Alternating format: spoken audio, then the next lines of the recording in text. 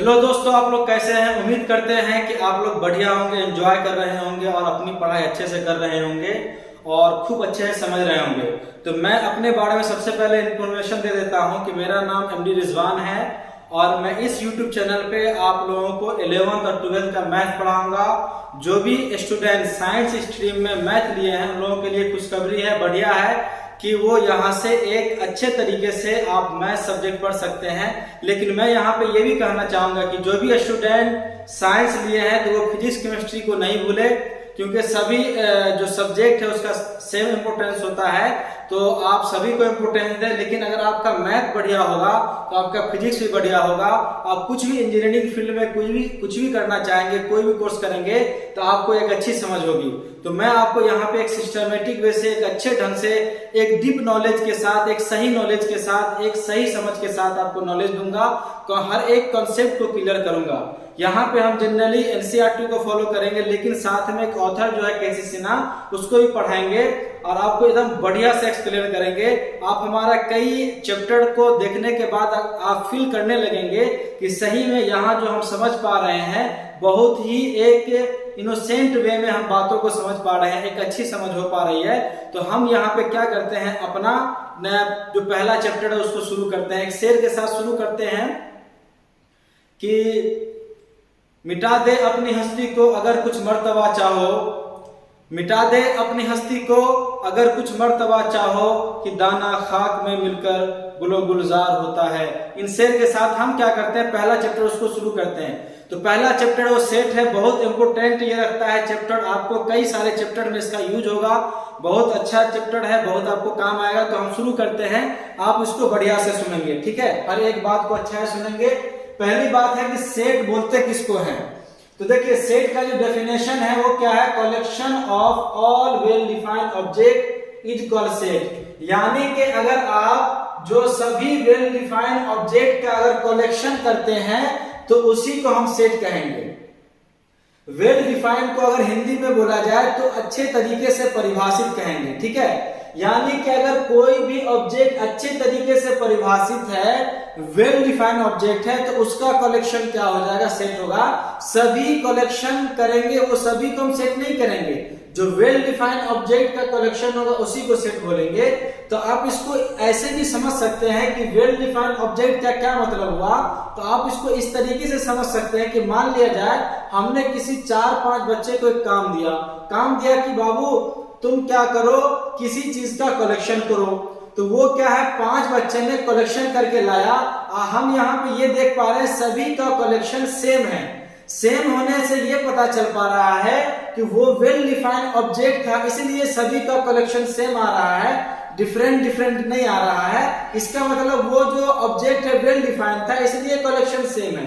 तो हम वैसे कलेक्शन को क्या बोल देंगे, सेट बोल देंगे। यानी आप किसी भी ऑब्जेक्ट को कलेक्शन करने के बारे में किसी को बोल रहे हैं और सभी दुनिया के सभी आदमी का, सभी लोगों का एक मत हो, एक चीज पे एग्री करता हो कि नहीं यही इसका कलेक्शन है, तो वो ऑब्जेक्ट क्या होगा, वो ऑब्जेक्ट वेल डिफाइंड होगा, क्योंकि हर कोई उस ऑब्जेक्ट को मान रहा है कि यही इसका ऑब्जेक्ट होगा। आप इसको ऐसे समझ सकते हैं। तो हम क्या करते हैं, एक एग्जाम्पल लेते हैं, उसके बाद कई सारा क्वेश्चन क्या है कि वो सभी स्टूडेंट्स का कलेक्शन करना है हमको, जो आपके स्कूल में है, जिसने 70% से ज्यादा मार्क्स को लाया है। तो ठीक है, हम ये काम 5 स्टूडेंट को दिए, तो वो क्या करेंगे, स्कूल में जाएंगे और देखेंगे कि जो रिजल्ट कार्ड लेंगे और जिसका क्या होगा 70% से ज्यादा मार्क्स होगा वो सभी का कलेक्शन कर लेंगे। तो सभी स्टूडेंट को अगर हम पूछेंगे कि वो जो 70% से ज्यादा मार्क्स आया, वो सभी स्टूडेंट का नेम बताओ, है ना, उसका नाम बताओ, तो सभी एक ही बताएंगे। तो ये जो कलेक्शन है ये क्या है, वेल डिफाइंड है। तो ये क्या हो जाएगा, सेट हो जाएगा, ठीक है। आप कोई भी स्कूल में चले जाए और कहीं के आदमी को आप बुला ले और बोले कि जाइए इस स्कूल में 70% से ज्यादा मार्क्स लाने वाले स्टूडेंट का आप नाम का कलेक्शन कीजिए, तो सभी कोई भी आदमी, कितना भी आदमी को लाए और वो कलेक्शन करे तो सब का कलेक्शन सेम ही होगा, सभी में जो नेम आएगा सेम आएगा। तो ये एक वेल डिफाइंड ऑब्जेक्ट है।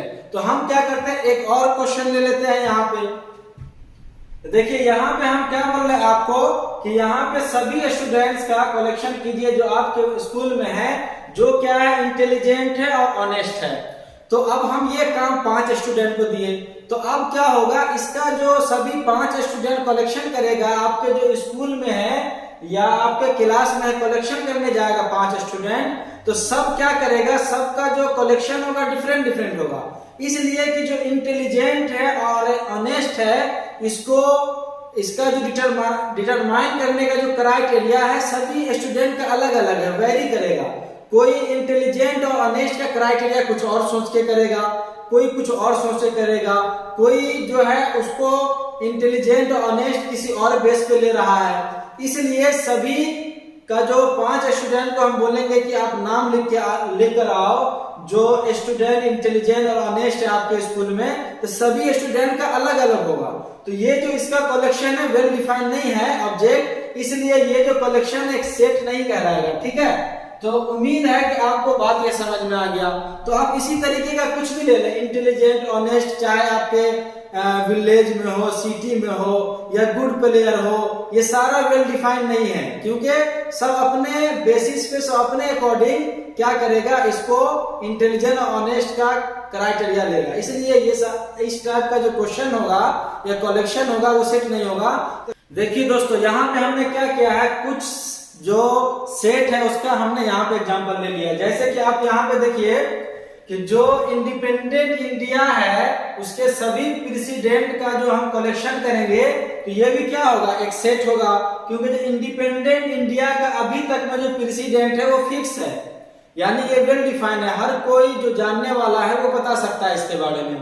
तो ये क्या होगा, सेट होगा। उसी तरीके से अगर जो हमारा इंडिया के सभी स्टेट का जो कैपिटल है उसका कलेक्शन करेंगे तो ये भी क्या हो जाएगा, ये भी हो जाएगा, सेट हो जाएगा, ठीक है ना। अगर हम यहाँ पे बात कर लेते हैं जो सभी स्टूडेंट है आईआईटी का जो सभी स्टूडेंट है उसका कलेक्शन करेंगे तो ये भी क्या हो जाएगा, एक सेट हो जाएगा। अगर हम सिर्फ आईआईटी जो दिल्ली का स्टूडेंट है उसका कलेक्शन करेंगे तो वो भी एक सेट होगा, या हम पूरे कंट्री में जो आईआईटी स्टूडेंट है उसका कलेक्शन करेंगे तो फिर भी वो भी एक सेट हो जाएगा, है ना। तो अगर हम सभी पूरे हिंदुस्तान में जो आईआईटी स्टूडेंट है उसका कलेक्शन करते हैं तो ये बहुत ज्यादा क्वांटिटी में होगा, लेकिन कलेक्शन तो हो सकता है ना, कलेक्शन वो वेल डिफाइंड है इसका, क्योंकि अगर आप नेट पे भी सर्च करेंगे या अलग अलग जाके वेबसाइट से पता करेंगे तो पता चल जाएगा। तो ये भी क्या है, एक कलेक्शन जो है इसका ये भी वेल डिफाइंड है, यानी कि ये सेट है, ठीक है। अब यहाँ पे हम क्या किए हैं, जो रिप्रेजेंटेशन है सेट का उसके बारे में थोड़ा सा यहाँ पे बात किए हैं। जैसे कि कोई भी नंबर है उसका अगर कलेक्शन करते हैं, collection of all real number, collection of all natural, collection of whole number, irrational, rational, integer, ये सभी क्या है, एक सेट है, यानी कि ये सब वेल डिफाइंड है, ये आपको पता होगा। तो यहाँ पे रियल नंबर का जो सेट होगा वो जिसको हम आर से डिनोट करते हैं, नेचुरल नंबर का सेट को हम एन से करते हैं, रेशनल नंबर का सेट को हम क्यू से करते हैं, यह सब आपको पता है, इसलिए मैंने एक लिख दिया है जो काफी है। उसके बाद यहाँ पे देखिए तो यहाँ पे अगर 3 पर्सन है, राम, मोहन, सुरेश, कोई फैमिली का है, उसका सेट इसको हम भी माने हैं, या आपको पूछा जाए कि 3 आदमी है किसी फैमिली का, उसका कलेक्शन सेट होगा तो बिल्कुल होगा, उसका नाम दिया गया है। उसको अगर चाहे तो ऐसे लिख सकते हैं। यहाँ पर सेट को रिप्रेजेंट करने का, लिखने का 2 तरीका, हम वो आगे बात करेंगे, फिलहाल यहाँ पर रोस्टर फॉर्म लिख रहे हैं, ठीक है। मान लेते हैं राम, यहाँ पे ऐसे लिख देंगे, और यहाँ पे क्या हो जाएगा, मोहन, दूसरा क्या हो जाएगा, सुरेश। तो इस तरीके से हम क्या कर दिया है, रोस्टर फॉर्म में लिख दिए हैं यहाँ पे। तो यहाँ पे हम ये पता कर सकते हैं कैसे। एक यहाँ पे हम बात करने वाले हैं आपसे कि यहाँ पे जो एक हम यहाँ पे इस तरीके से लिखे हैं ये सेट नहीं होगा। जब कभी आपको करली ब्रैकेट में इस तरीके से एलिमेंट दिया हो और एलिमेंट क्या हो, रिपीटेड हो, एक से ज्यादा मर्तबा कोई भी एलिमेंट हो, तो ये सेट नहीं कहलाता है, ठीक है। आगे हम बात करते हैं एक जो यहाँ पे टर्म आता है जो यूज होता है सेट के अंदर और भी कई जगह, इसके बारे में बात करते हैं।